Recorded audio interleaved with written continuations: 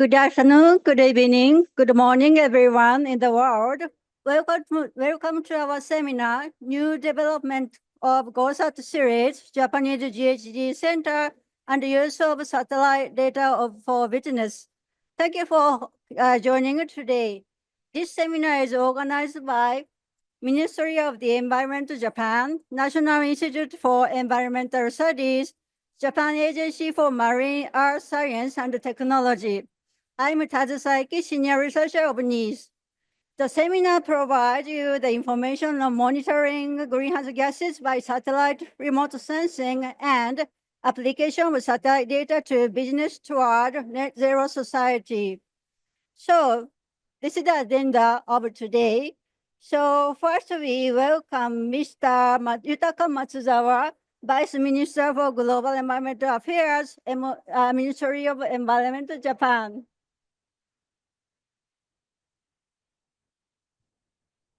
Thank you, Saiki-san. Thank you all for joining us today in this scientific event on greenhouse gases observing satellite, GOSAT, contribution to climate science, climate action, and policy.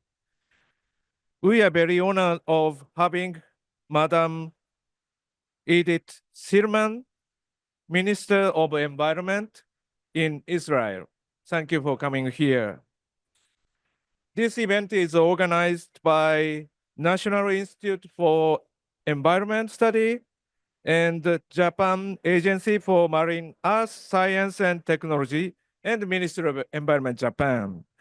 The purpose of this seminar is promote climate actions toward net zero, of course, by sharing the latest scientific outcome and cutting-edge initiatives in the business sector using GOSAT data.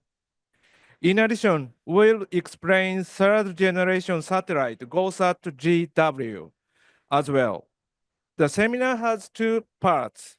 In the first part, we will have presentations from experts, followed by panel discussion in the second part. Regarding GOSAT GW, the third-generation satellite, it is now in the final stage of adjustment before its launch. It will be able to acquire 100 to 1,000 times more data than GOSAT 1 and 2, and will be able to make precise observation at maximum 1 kilometer resolution. GOSAT contribute to climate science, climate policy, and actions by providing global size data set since 2009. Finally, I appreciate huge contributions made by GOSAT science communities and long-term understanding of Japan's taxpayers. Thank you very much.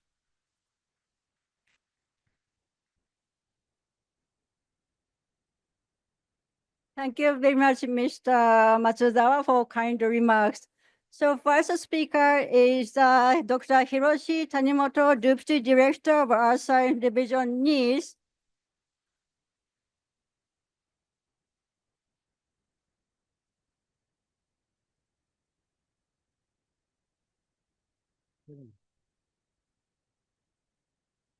Thank you. It is really great pleasure for us to be here. I'm really surprised to see all of you coming here. You know, not many people that don't have seats. It's really exciting. I mean, for us. Thank you very much for coming. We are here today to share with you our exciting news that's coming this year and also continuing next year. Two exciting news. The first one, as Mr. Matsuzawa said, GOSAT GW satellite mission, in particular greenhouse gas observation mission. Second one is the planning of the Japan Greenhouse Gas Center. We are really excited. It's a lot of work, but we are really excited. And I hope after listening to my talk, you get excited as well. So let me start by saying a few words on greenhouse gas measurements from space. GOSAT, which was launched back in 2009 is actually the world's first greenhouse gas observation satellite. We believe this is really, really successful because we got international community efforts from scientists, including US, Europe, and also other countries across the world. So that's really international efforts making it success. This is funded by Ministry of Environment and also MEX, which stands for Ministry of Education and Science and Technology, and also operated by NIES and JAXA jointly. So you see here, this is really national, multi-ministry, multi-agencies effort together with multi-institutes efforts. JAXA is responsible for the launch, rocket, of course. This is what they only can do, level 0, level 1 products, and also NIES is responsible for the level 2 product and higher products, level 3, 4, 5, whatever, such as fluxes. So we are really interested in concentrations and the fluxes of greenhouse gases. GOSAT 2 was launched back in 2018, so that's already, say, 6 years ago. And GOSAT GW, which is the third one, is coming soon. Why I can say it's really coming soon? Because rocket is now ready, for sure. And sensor, which is called Tensor-3 sensor, is in testing on the ground. So everything is running well, we hope, and it's going to be launched by the end of Japan's fiscal year, 2024. Japan's fiscal year is not from January to December, it's from April to March, so we still have like 3 or 4 months. So it's really coming soon, and we are really excited. How GOSAT GW is going to make measurements of greenhouse gases from space. This is how it's going to be, like. And GOSAT GW is going to make measurements of CO2, methane, and nitrogen oxides of the globe within 3 days. So full coverage within 3 days is really, really new thing. From satellite observations from space. We have 3 mission requirements, and the first one is to monitor 4 atmosphere global mean concentrations of CO2 and methane. Like you can see here, famous plots of CO2 concentrations. It's increased over the last decades from Hawaii and South Pole. And you see here some plots from GOSAT satellites. You can't see difference actually, but this is really making sure that GOSAT data is really, really high quality. Second challenge is to verify country-level anthropogenic emissions of CO2 and methane, which I'm going to touch later a little bit. And third one is really new challenge to detect greenhouse gas emissions, in particular CO2 emissions, from large emission sources such as like Tokyo or maybe Baku, and also power plants and maybe permafrost. So big emitters. So what's unique with GOSAT GW greenhouse gas measurements is maybe like this. It has the capability to make focus mode observations over targeted cities like Tokyo, Baku, as I said, and also targeted power plants or whatever industrial emissions. You can see the movie here a little bit. Nominally, operation is like a wide swath, 900-kilometer wide swath, which is having also 10 by 10 kilometer footprint, spatial resolutions. That's also good enough. But also we can optionally have focus mode observations targeting specific cities or emission sources with spatial resolution of 1 by 1 kilometer resolution, which is really, really high. It's the highest in the world, if we can make it. So we can make combination of 2 observation modes for the better contribution to the climate change mitigations. Right, this is the first news from us. And I believe you get a little bit excited. But I'm going to make you a little bit more excited with the second news by telling you the planning of the Japan Greenhouse Gas Center. If you have a smartphone here, you can have a quick QR code. Just try. I'm going to stop here a little bit. That website is already up. It's just a test phase, beta phase. So don't complain too much. I'm happy to hear complaints, but don't complain too much. We're really shocked. But this is entitled Japan's Greenhouse Gas Information System, which is really important for us to do. The US has started a US Greenhouse Gas Center last year in COP, Dubai. So we are following the activities 1 year later. We had conversations, I would say, with the US Greenhouse Gas Center people like NASA, NOAA, NIST and US EPA. So that's really making contribution to make it happen. So we'd like to deliver make it Japan Greenhouse Center as one-stop information hub or platform for the scientists, of course, for the policymakers, of course, and also for the business leaders and whatever applications, applicants.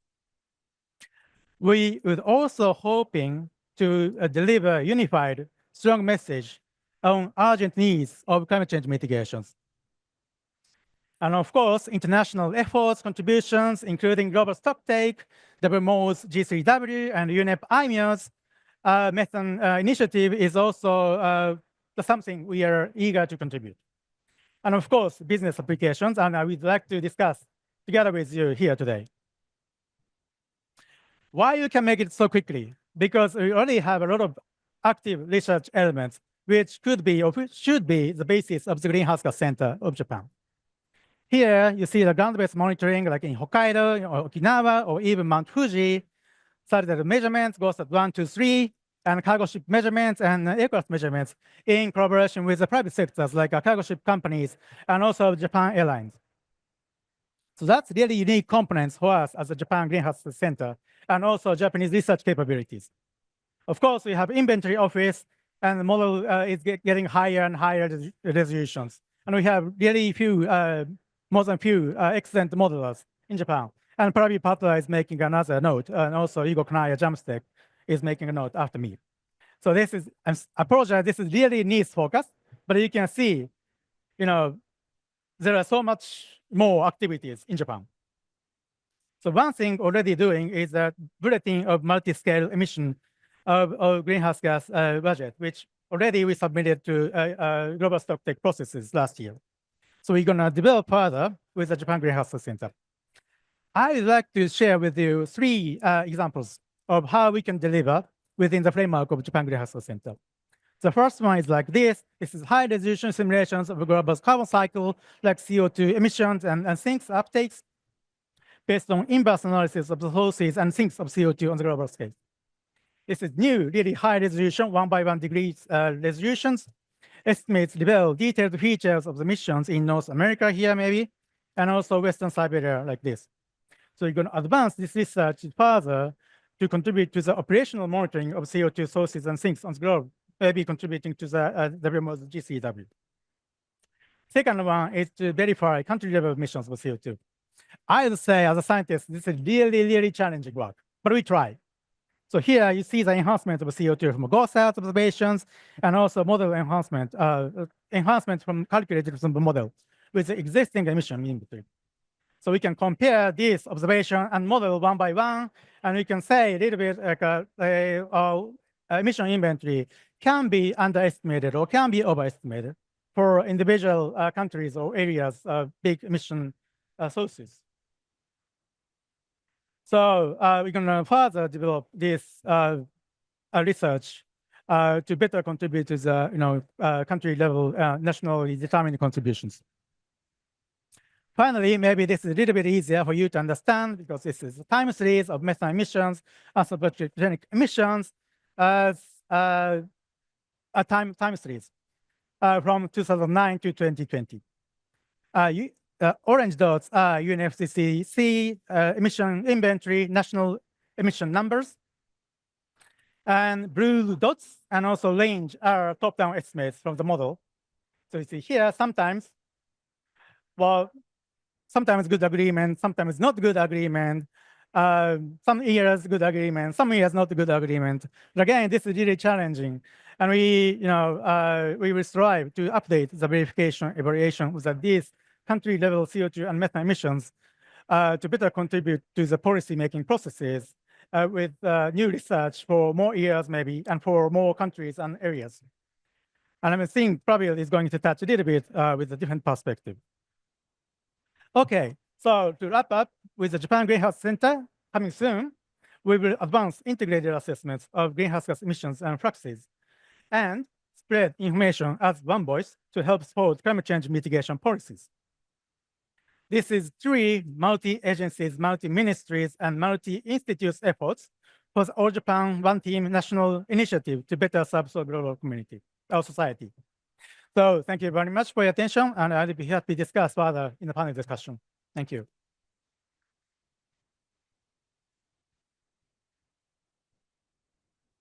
Thank you, Hiroshi, for introducing Japanese activities for GHG gas consequences. So next speaker is Dr. Yugo Kanaya, Director of Earth Surface System Research Center, JAMSTEC.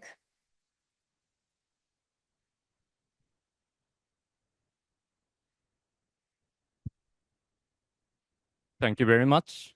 So for more local emission context, I'm going to talk. And satellite images of column average CO2 concentrations, or XCO2, are so powerful for identifying plumes, like here, as shown in the right-hand side. From Tokyo, for example, the various plumes are emitted from the large point sources. But caution is needed when converting them into the emission fluxes. Yeah, like this, depending on the wind, day by day, this kind of observation would be possible. But we address this question by combining two research-grade model systems. One is 1 kilometer mesh regional scale model of GHG and CHEM. That is backed up by qualified global scale Miroku 4 ACTM model. And of course, GOSAT GW is just before launch. This is just an image pseudo observation created by this model system. But I'm going to show how this system is effective for the emission analysis. And here the focus is on the Kashima industrial zone that is east of Japan, east of Tokyo, sorry, and medium-sized point sources emitting 16.6 megaton CO2 per year. And as shown here in the plume, we may expect the enhancement of the so-called XCO2 by 2 ppm, shown by the color. But this is quite often superimposed by the larger plumes coming from the continent, and particularly for the 7-kilometer altitude, higher altitude. But our global scale model identifies such transport event quite well by comparison of the vertical profiles with the contrary aircraft-based observation as shown here. So this helps to select cases for the analysis. And for the selected cases, we apply the so-called divergence method to estimate the CO2 emission fluxes. And this is just to put a wall surrounding the emission point, and we estimate how much CO2 is coming out through the walls by the wind. And this is just quite similar to, just imagine the hot spring in Japan, and we just similar to the estimating the underground water supply to the hot spring by measuring the spring water spills. And we applied this method and to the pseudo observation and verify that the true value is obtained. And then we further added the expected sensor noise that is very conventionally assumed as 1.8 ppm. And the flux estimation was repeated to obtain the statistics with a random noise. And here's the result, and we may expect a 32% of the uncertainty when analyzing the 60.6 megaton CO2 per year. So here we first combine the performance of the satellite to the CO2 emission analysis uncertainty. So the GOSAT GW Tanso 3 will measure NO2 together with CO2. And this will help on the wind characterization analysis.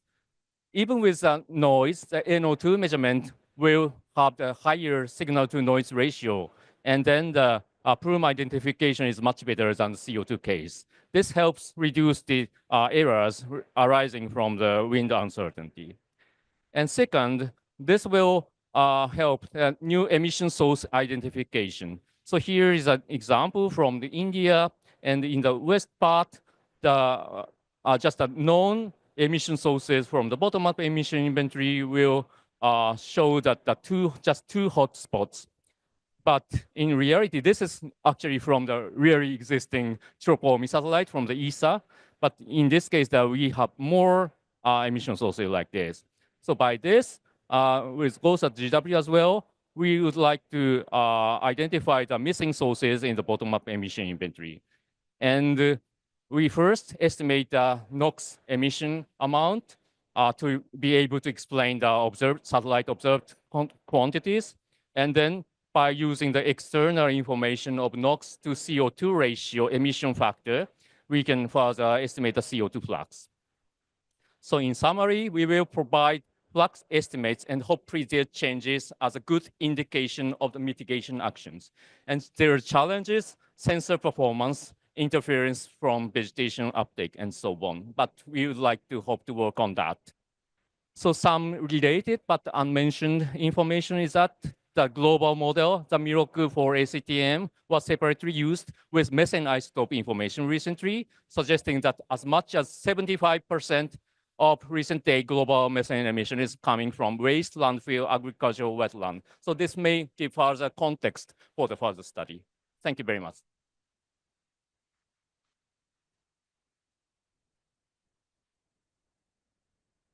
Thank you, Hugo, for introducing a state-of-the-art modeling system for GOSAT GW analysis. So, our next speaker, we expected to NASA members, but unfortunately, they won't come for some reason. Yes, so just a little bit. We originally have a plan to have a NASA, a US GHG center representing. I'm sorry, I was drinking water. Apologies. They are really happy to come here to talk about US GHG center, but we had last minute cancellation, unfortunately. But we are really, I would like to say, we are really having great close conversations between Japan and the US, and of course, we are open to have similar conversations with other, countries and research institutions, ministries, to make it this international initiative, broader initiative. So I would stop here, but just wanted to say this is a really a great thing for us. They're helping us a lot. So skipping. So they are big brother, and we are like, I don't know, younger brother, maybe, something like that. Okay, so next.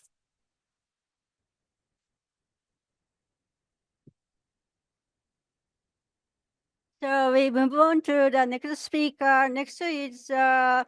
Masahiro Naka, Deputy Director for Energy Diplomacy and LNG Policy, Ministry of Economy, Trade and Industry, Japan.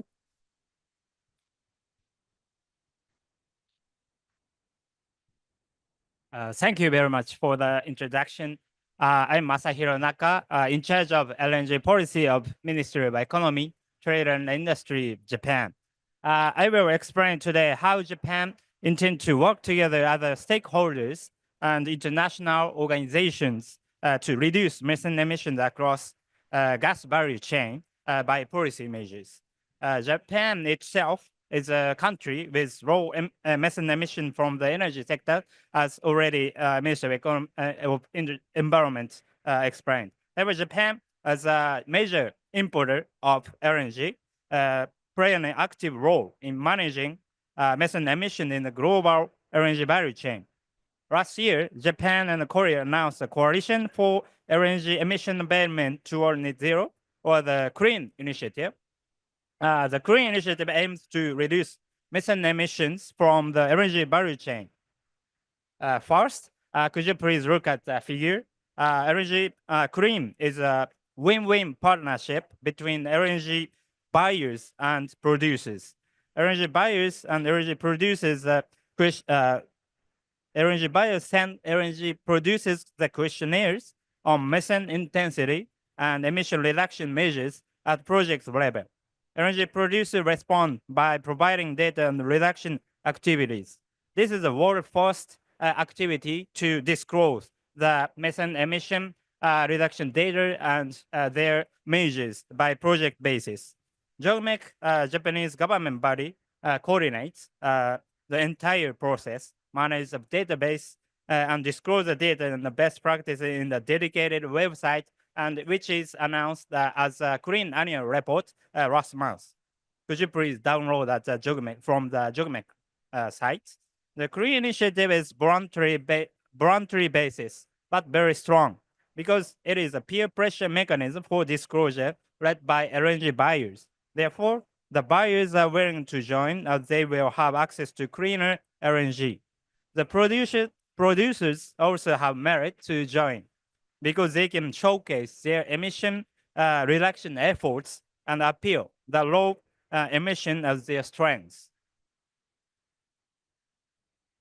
Secondly, clean has high coverage and expected to grow further. It covers the world 25% of LNG buyers. The number has expanded from original 2 companies, JERA and KOGAS, to 24 LNG buyers today in Japan and Korea, which is covers almost all the Japan LNG imports and almost 80% of Korean import of LNG. On supplier side, the cream has even larger coverage of 40% of LNG producers. The major gas producer companies worldwide acknowledge the Green Initiative. As I explained earlier, this initiative is based on the producers buyers dialogue. That's why the acknowledgement from energy companies is very important to activate this initiative as a very effective measures. Lastly, as the LNG value chain is global, international collaboration is must. The Korean initiative is working in hand with 6 international organizations, including UNEP, IMO, and IEA, and other energy-related entities. With IMO, potential area for further cooperation is data using GOSAT GW, which is explained by the other presenter. IMO already provided good database for the Korean annual reports. Furthermore, also rich data from Japan's new GOSAT GW satellite to be launched in 2025 will add value to IMO database as well. Japan, as a pioneer LNG user, will be the top runner in reducing methane emissions from the LNG value chain by bringing together producers and importers through the Korean initiative. Thank you very much.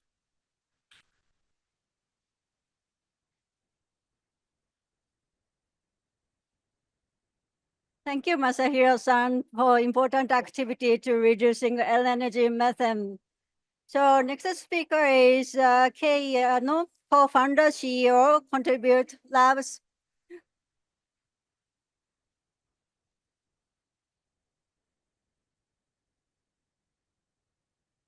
Hi, everyone. Thank you very much for having me today. My name is Kei Yano, co-founder, CEO of Carbon Tribe Labs, an Estonian company founded by Japanese founders. And our team is distributed around the world. Our team is in Netherlands, Germany, and also in Singapore and the US and Japan. And what we are trying to do is reinventing the carbon credit as a carbon removal digital assets, which is actually powered by the Web3 technologies. And we actually have partnered with a lot of NGOs and corporations, and mainly conducting the POC in Southeast Asia. And there is a common problem. The low profitability of the carbon credit actually blocks the market potential. And for example, like carbon credit, voluntary carbon credit generated by Vera, it in the mangrove, for example, carbon credit, it actually, when considering of the profitability of the project, it needs to have at least like 10,000 hectares of the land, which is an enormous amount of land. And it is almost impossible for many companies or NGOs to make a carbon credit with a scheme. So actually, we have created our own standard, which is a Web3 based. And we are the first provider of the Web3 based GHG removal standards. And we have currently developed 3 different methodologies already. One is for CO2 for mangroves and forests, ARRs. And the second one is a methane and also nitrous oxide, which is a 300 times larger impact, which brings a larger impact to the greenhouse gases. And the benefit of the digital standard is actually it's the first lower cost and transparency. especially the project data and trading logs, everything we can make it transparent via digital schemes. And we can also avoid the greenwashing through that scheme. So when comparing to the traditional voluntary carbon credit, we are transforming from expensive black box to credit mining machine by generating credit by our technologies. So we also create the single source of truth of the area by our monitoring system, our DMRV. We make everything tangible from space and also store the data captured from that computer vision and make it tamper-proof way, store the data tamper-proof way and transparent to see who sold and bought in the market. So we have also a free digital GHG removal certificate generation platform.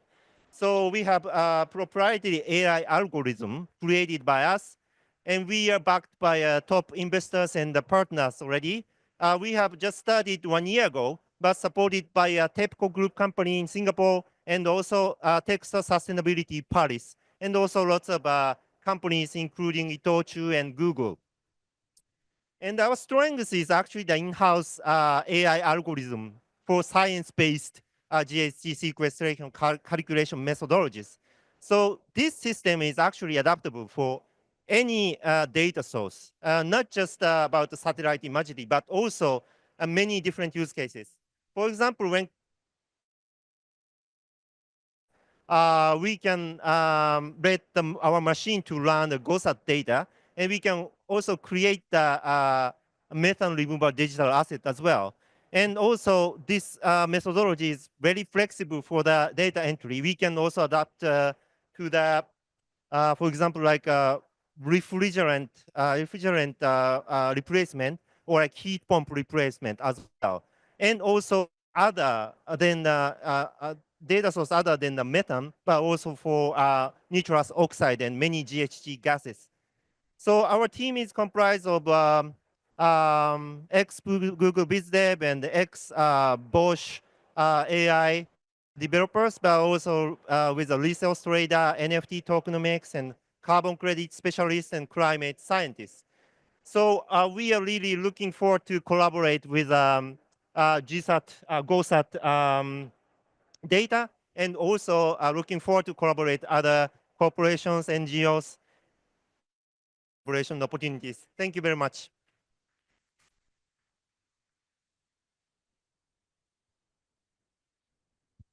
Thank you very much, Kay, for introducing us a very new technology for GHG sequestration. So next talk will be Keisuke Yano, Senior Deputy Manager, Marine Energy Underwriting Department, Sompo Japan Insurance, and Daniel Casimiro, CEO, Momentic Ltd.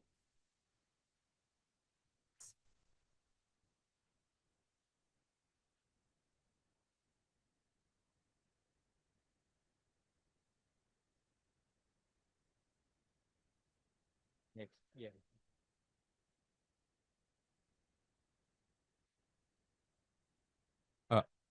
Okay, thank you for joining us today. My name is Keisuke Yano from Sompo Japan Insurance Company. Today, I would like to discuss the potential use of the GOSAT GW in the risk management field. First, let me briefly introduce our company and Momentic. Sompo Japan is one of the largest property and casualty insurance company in Japan. And this initiative is a collaboration with Sompo Risk Management, our group company. And Momentic is a company that can analyze the methane leakage in the detail and high resolution quality. Today, I will outline one of our initiatives. We regularly monitoring facilities using satellites, and if leak is detected, the insurance will cover the necessary investigation and emergency measures. Towards these options, we are tackled to this collaboration. This is a comparison between Momentic and GOSAT GW equivalent.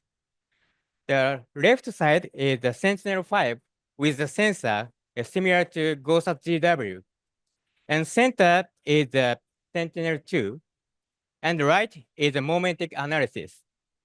This shows that the GOSAT GW level sensor can detect the leak of methane, and momentic can use analysis of the detail of the methane leakage. This is a different satellite data and similar process to using the satellite data. Through this verification, we have summarized two main potential use of GOSAT GW in business sectors. First, broad monitoring using GOSAT GW and detailed analysis of suspected leaks with high resolution detection data from momentic. And sample risk management will provide the data from the GOSAT GW by their analysis.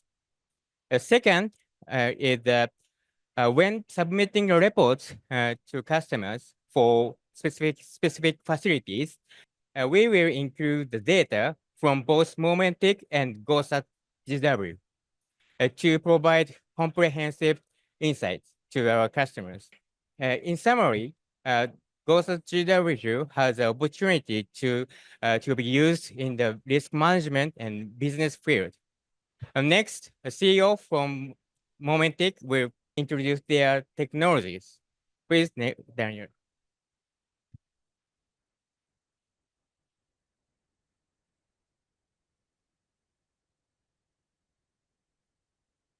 Hi, everyone.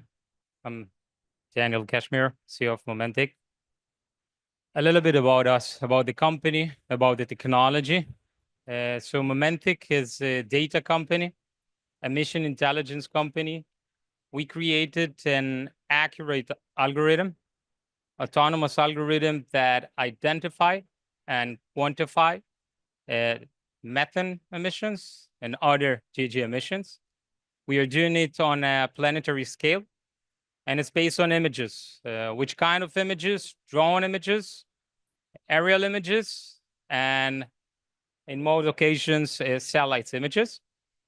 momentic is a software company. We're not building our own satellites. We are using commercial satellites and research satellites. And thanks to the multi-satellites activity that we have today, momentic can monitor every asset worldwide every 48 hours. A little bit about the value that we are providing to the insurance sector and to Sompo specifically with our partnership. So first, as mentioning, we are a multi-satellites company, and the revisit rate is pretty high. We are talking about 48 hours for any assets, including assets over. So eventually, for insurance, it's provide a process with zero integration. We are active globally.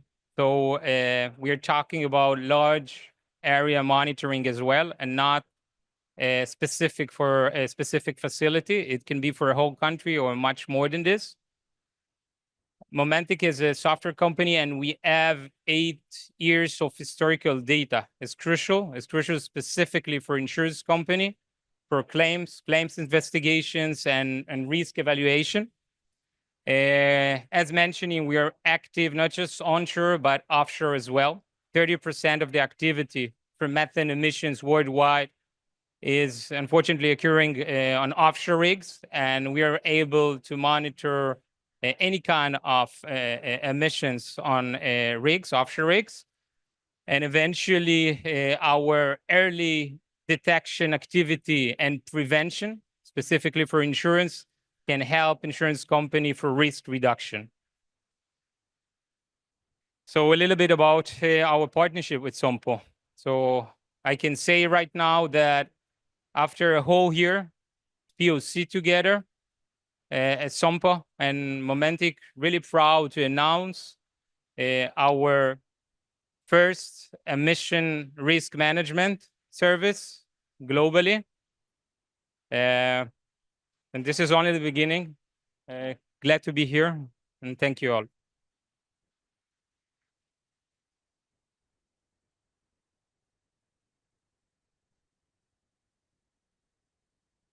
Thank you very much, Keisuke and Kasumeo, for introducing a new idea of risk management. So next, Takumi Hashizume, and Manager Director, Head of Space Innovation Office, MUFG Bank, and Stefan German, Founder and Chief Executive Officer, GHG Inc. Please.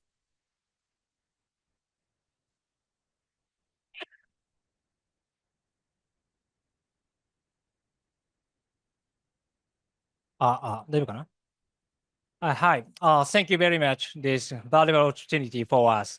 I'm Takumi Hashizume from MUFG Bank. So I'd like to start by discussing MUFG transition white paper. This is a kind of the carbon neutrality purpose discussion paper. Through global discussion using this paper with global industry leaders, we found that different stakeholders have different concerns and speak in different languages. I'm not talking about different native language things, but rather to the different background of each stakeholders.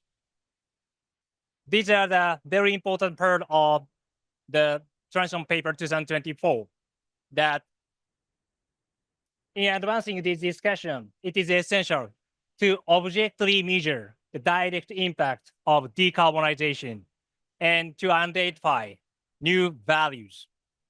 So we have been focused on the potential of satellite data, which deliver the solution across various sectors. So let me introduce some of our initiatives. First, NYK Line and MUFG have been working on the joint proof of the concept to monitor the correlation between ammonia substitution ratio and GHG emission.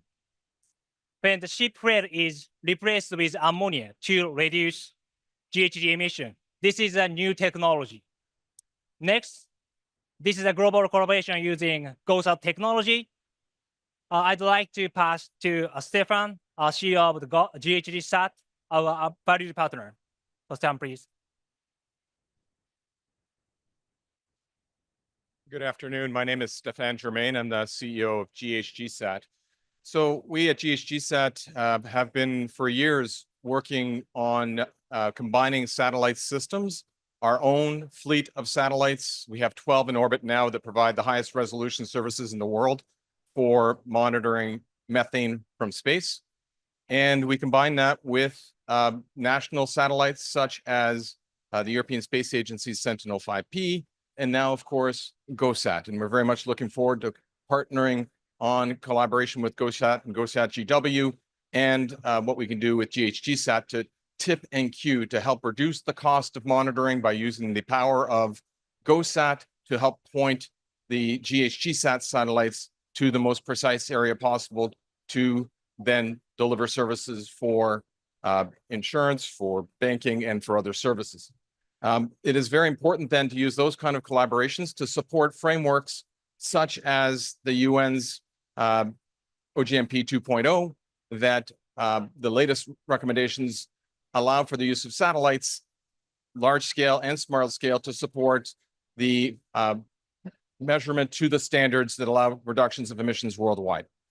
Back to you. Thank you, Stefan. So next, JAXA and MUFG are collaborating to measure the amount of CO2 absorbed by the forest.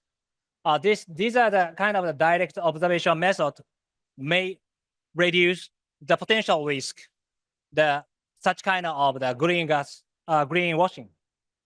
Well, we will use the GOSAT related technology, step 2 in this project. So this is a kind of a summary that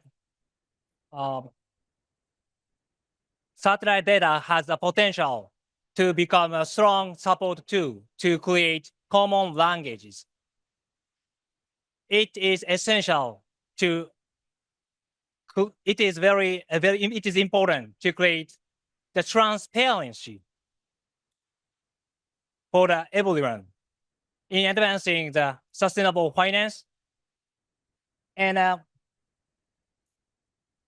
we want to create the fair market using these kind of data.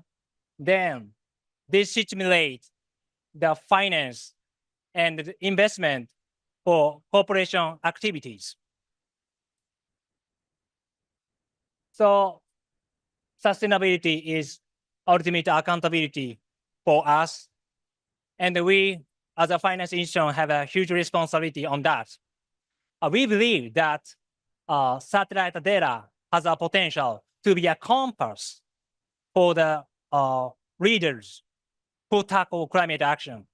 We must be a supporter, a partner for those leaders. It may be you for the next generation in this planet. Thank you very much.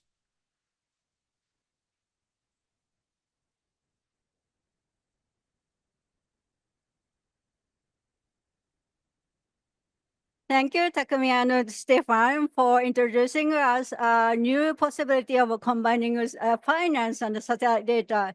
So now we move on to the panel discussion session. So Hiroshi takes the floor. Right, thank you, Tazu. Okay, so you're really on track, and we're going to make a panel discussion to discuss about what's the expectation for GOSAT GW in particular for the decarbonizing, society we should achieve soon. So if you find your name, just come up. Pravir Patra, I can't see it. Rohan Ruhi here. Stefan Jamain and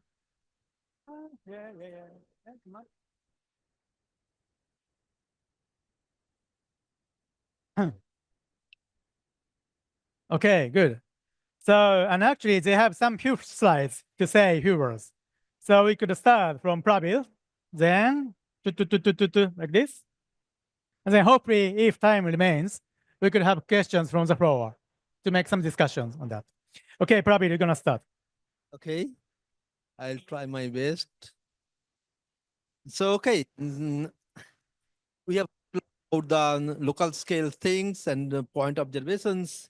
So, but we are doing research on greenhouse gases. So I will try to tell you about the GOSAT for country reporting and UNFCCC GST kind of research.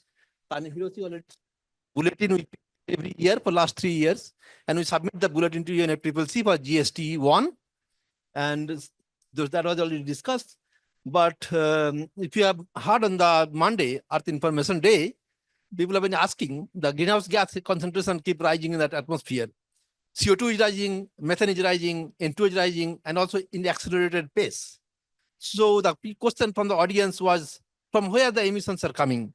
This is one of the tasks we take up as a scientist and try to provide information in the subcontinental scale or big country scale. We do not talk about any local scale things. Our models are global. We need to have a sum of the global emissions from anthropogenic activities, from natural activities, El Nino, La Niñas, everything, to account for all the concentrations, each molecule in the atmosphere, which is building up year by year. That is our task. And doing that, we have the left side, you can see different regions have a different emissions, the flux, but it is from the observation data dots, so GW will fill up anything, many things, where you see in the right side. So you can plot the latitude versus on the y-axis in the middle panel, so that it is filled up, but a lot of gaps still remains. So GOSAT GW will supposed to fill up these gaps and improve our understanding in the modeling systems, which you can actually do the much better job in the future and attribute anthropogenic and natural fluxes for the community. And this is our kind of a business to provide social information for a scientifically valid way and based on observations, and to make policy for the UNFCCC, IPCC, and those kind of tasks. This is our business for the society. Thank you very much. Okay. Thank you very much. Thank you very much, and good afternoon. So I'm Laurence Will. I'm the director of the Copernicus Atmosphere Monitoring Services, which are services implemented by the European Union for monitoring Earth. And CAMS is an integrated framework which integrates observation, in situ observations, but also Earth observations with modeling systems to be able to provide some information about atmospheric composition. I mean, air pollutant concentrations and greenhouse gases concentration. So our main purpose, and this is the implementation, the operational implementation of global and regional systems focused on Europe that deliver everyday forecast analysis, I mean daily analysis, which are the best estimate of the concentration of the airborne concentrations that we could elaborate, and historical reanalysis data sets to be able to provide an information about what happened for 20-30 years, and to elaborate some trends, based on both observations and modeling, to be able, regarding the trends, to maybe assess the efficiency of mitigation strategies and maybe adaptation strategies. So this is the main purpose of the CAMS services. Another aspect I would like to highlight is the delivery, the provision of information about emissions. Emission inventories that are, of course, essential to produce modeling and as output, input for, of models, but also thanks to inversion system, comparing what is measured from Earth, what is measured from in situ network, comparing measurements with modeling results, you can assess some gaps. Regarding the gaps, the location of new sources, but maybe also the quantification of those sources that maybe could not be correct. And this is a way we will be able to elaborate some verification systems. And within CAMS, this is one of our main objectives today, to be able to elaborate operational verification system. This is a service which is called CO2 MVS, CO2 monitoring and verification support, to support implementation of policy. It's called CO2, but we deal also with methane, and methane will be a big issue, and we are working hard on that, and maybe N2O. And what's about GOSAT? You see, GOSAT is one of the satellite, is a source of satellite information that we assimilate in our systems. I have to say it's working very well, and it's working in combination with all the other satellites. And we are keen on knowing what knowing what GOSAT GW will bring with high resolution data combined with NO2 data. This is, as you say, this is really essential for the improvement of our service, and also the improvement of what we can deliver to society, I hope. Thank you. All right, as I mentioned earlier, GHGSat operates 12 satellites in orbit today that are specifically designed to monitor facility level emissions. So they offer a resolution on the ground of 25 meters so that we can pinpoint the source of an emission. And we have the lowest detection threshold from satellites available in the world today for detecting small sources of emissions of methane. So we can detect emissions as small as 100 kilograms an hour of methane. And we see that all over the world, already in some parts of the world on a near daily basis. And we are already ordering 9 more satellites. So we're going to nearly double our constellation in the next 18 months to, again, provide that much more capacity. In addition to all that methane monitoring capacity, we also have CO2 measurement capabilities. So what you see on the slide here is examples of some of the markets that we serve. In this slide, it's all about the industrial markets that we support, and focusing primarily on oil and gas and waste management is the 2 biggest ones. where we have customers all over the world that ask us to track their emissions so they can understand them better, control them, and reduce them. And on the next slide, we talk more about government and how we work with government and financial institutions, as we just described with MUFG, how we work to help understand the emissions that affect their portfolios. And on the final slide, all of that at the end of the day translates to what everybody here at COP29 is talking about, and that's action. So in 2023 alone, working with our customers and our partners, we enabled mitigation of over 6 million tons of carbon dioxide equivalent. That's like taking 1.5 million cars off the road for 1 year. Over the history of our satellite system, we've helped mitigate over 15 million tons of carbon dioxide equivalent. And for us, that is just the beginning. So we work with our partners, including MUFG, and working with satellites like GOSAT GW and the existing GOSATs to help tip and cue our satellites to be more efficient, to reduce our costs of offering services to customers, as I just described. So hi, my name is Roland Coopers from the United Nations Environment Program. So our observatory, IMEO, exists to provide open, reliable, and actionable data to the individuals who have the agency to reduce methane emissions. And we really mean the individuals, right? Where our activities want to connect with the people who can do the mitigation. But in this process, satellites play an important role because of their potential to collect fast and accurate data, but unfortunately only on the largest sources of emissions. So it's part of the solution, but it's certainly not the entire solution. So our tool for this is called the Methane Alert and Response System, or MARS. And what it does is it combines the recent observations from a whole range of satellites to detect, but then to notify both the governments and, when we know the operator, on UN letterhead about the integration, about the integrated data. We also use satellite data for some of our other programs, for example, for science studies or for the oil and gas methane partnership, as you've described, baseline studies and others. So today we use more than a dozen satellites with various space missions to integrate this data. And we plan to continue to expand that as new missions come up. And so based on its design, what we really hope to integrate is GOSAT GW, and we're very excited about its capabilities. In particular, we hope to obtain more accurate measurements than those currently obtained with TROPOMI, thanks to its band at 1.6 micrometers and the methane proxy data product. This will give us better coverage in areas that currently are difficult to observe. Everybody loves to show Hassi Messaoud, but that's the easiest place to measure.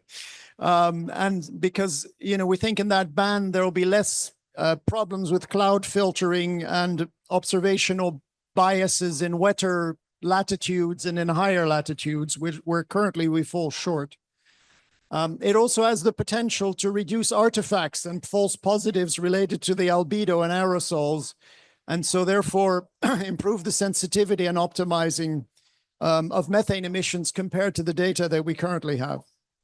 So IMEO, and we don't do this alone, right? We collaborate with the ESRON, the Netherlands Institute for Space Research, with NIES in Japan, with JAXA, the Ministry of the Environment in Japan, and we'll jointly explore how we can integrate the GOSAT GW data.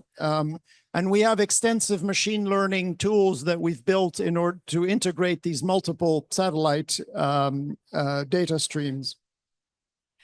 And it is really in this diversity of satellites that we see the ability to cross-validate and improve data quality. And ultimately, our efforts, both in working with companies and with satellites providers, is getting the data quality of methane emissions up, which frankly is not very good today, and it needs to become better. So in conclusion, I'd like to stress that the most appreciated feature of satellite data in IMEO, particularly for Mars, is the rapid availability. And rapid action on methane data is critical because our goal is mitigation, right? Is getting to the operators. And we currently have relationships with 140 oil and gas companies with signed MOUs. And so we have open connections to them. And particularly, we would really appreciate the possibility of analyzing GOSAT GW's detections as soon as possible after the acquisition. The shorter the delay, the better. And that would allow us to engage with both governments and the companies to try to get the mitigation access. So this rapid access to data is something we'd love to discuss with you and get better. Thank you so much.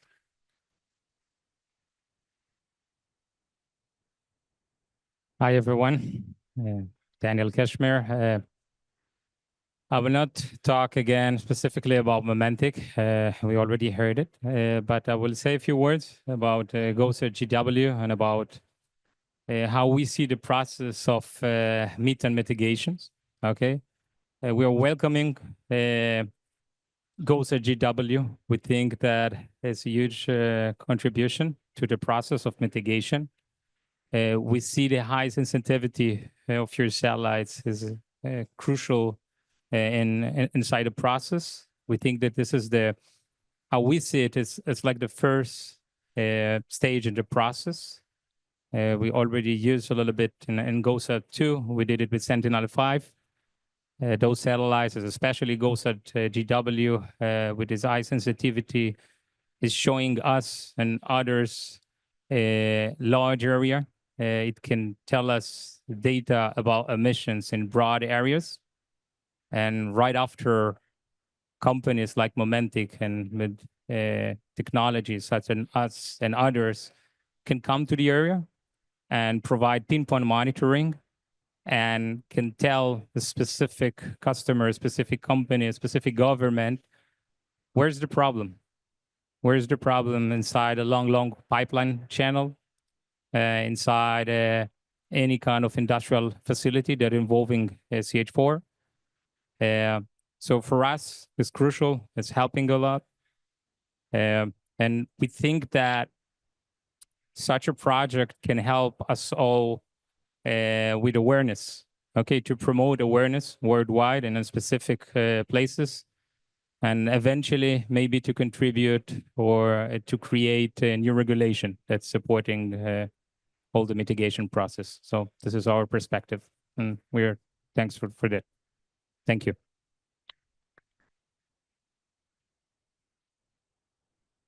Hello, everybody. My name is Eri Saikawa, and it is such an honor to be with very esteemed panelists. And so thank you for having me. One of my projects that you're seeing here is the work on agriculture. We are really interested in how we can have climate smart agriculture that is mitigating climate change, but also air pollution as well. I think we've heard a lot about methane and carbon dioxide, but agriculture is a source of all the greenhouse gases, carbon dioxide, methane, nitrous oxide, and also an air pollutant, ammonia.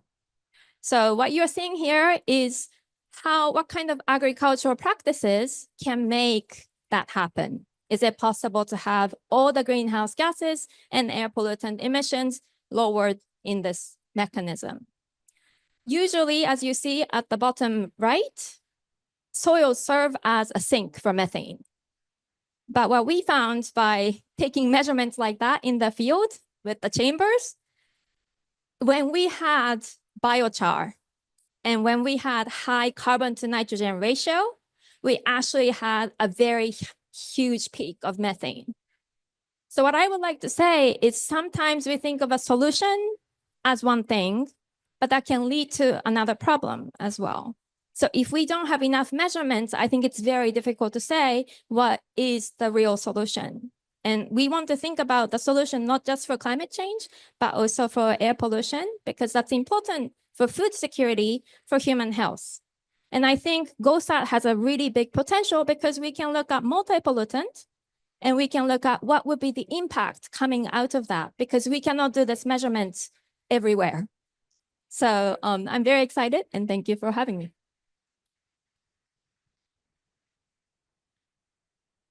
Okay, so I am Tazu Saeki from Satellite Observation Center, National Institute for Environmental Studies. So I am a member of NIES GOSAT project. So I'd like to introduce you more practical information on how to get the GOSAT data. So as he already talked, NIES has operated 2 satellites, GOSAT and GOSAT 2, with Ministry of Environment of Japan and JAXA. And from these satellite data, NIES has produced data products like CO2 and CH4 concentrations as XCO2 and XCH4, surface flux CO2 and CH4, etc. So the products are free to download from this website showing in the slide, free with registration. We need to your email address as user ID, but that's all. You can freely download from our website of GOSAT data. So now our GOSAT data from 2009 is available on our NIES site. Please see the QR code. And the GOSAT 2 2018 is also from our NIES site is available. So currently we are developing a processing system and a data providing system for GOSAT GW-3 sensor. So this will also be available soon after launch. But the data delivery is a little bit late, but you can freely download our website for GOSAT GW-3 website. So we will soon let you know how to access the GOSAT GW. I think so. So for more information about the GOSAT series, please visit our United Nations exhibition booth number 27. Thank you very much. Thank you. Is it on? Yes. Thank you. Thank you very much for all the nice talks and for all the nice ideas. I can find specific ideas, specific requests, and that's really great for us to have. Well, time is really short. It's already running out. Can you believe? I can't believe. Yeah, sorry. Yeah, good. Yes. But I think we could have a few minutes for questions and discussions of any other ideas from the floor. Don't forget, we should take a picture. So picture is important these days. So yes, go ahead.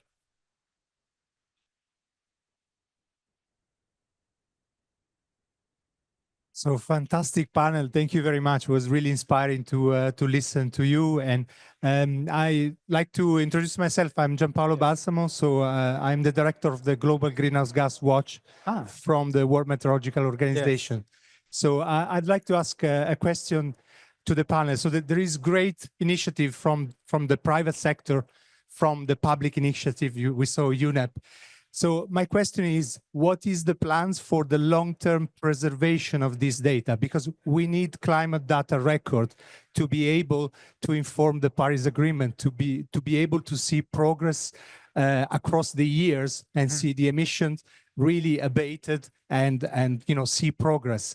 Methane is fantastic because in 10 years time, because of its life in the atmosphere, we could really see progress in the concentration going down, not only the emissions. So I was wondering what is the plan for the long-term conservation, and please consider WMO as a supporting organization. We really want to help each one of you to succeed and to have a greater use of this data, enlarge the place of using this data. Thank you very much.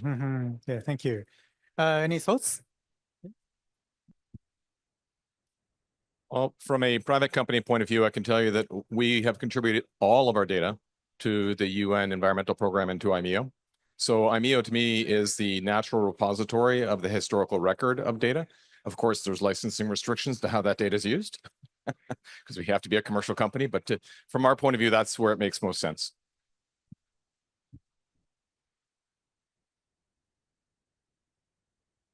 Agree. We all agree. No, maybe two words. Thank you very much, Gianpaolo. And I really echo what you just said. It's a need to get sustainable systems regarding in situ data, in situ network, of course, but also Earth observation and services, modeling system. And this is something I think that is really in line also with European policy. I have to say that those Copernicus services that are implemented by the European Union are really thought in that perspective to develop a long-term strategy and to be able once again to assess the efficiency of our mitigation strategy. Without that, without sustainable system, it will be impossible to objectively assess the efficiency of the policy strategies.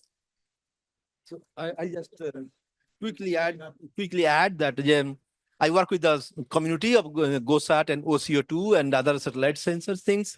So one of the important thing also people do in our community is that, so the data is, for example, NIES GOSAT 1, it's from September 2009. And then now it's going on now. Same thing for OCO2, started from 2014. So these people also do the data update because the retrieval schemes for this are very new. They're learning every year new things. The way you apply a priori, the way you do the retrievals, the way you correct for the elevation of the surface, the way you do the albedo. So these things are sometimes reprocessed for the whole period to have a consistency. And the same retrieval scheme is applied like you do in real analysis field. So these things are being ensured and then they are kept, like as Tadu said, all re-archived in the website. You can download by version with updates. So thank you for the important point that this thing being carried out. And I mean, it should be more rigorous in this. Thank you very much. Thank you. Thank you. It's really yes, it's really a great point. And G3W is really one thing we're eager to contribute. So thank you. We talk more later. Okay, thank you. And I think it's time to conclude. It's a really great session. And I would like to thank, on behalf of all the organizers, Ministry of the Environment, NIES, and JAMSTEC. Thanks for coming and thanks for speaking up and thanks for the future. We look forward to the future collaborations. Thank you very much.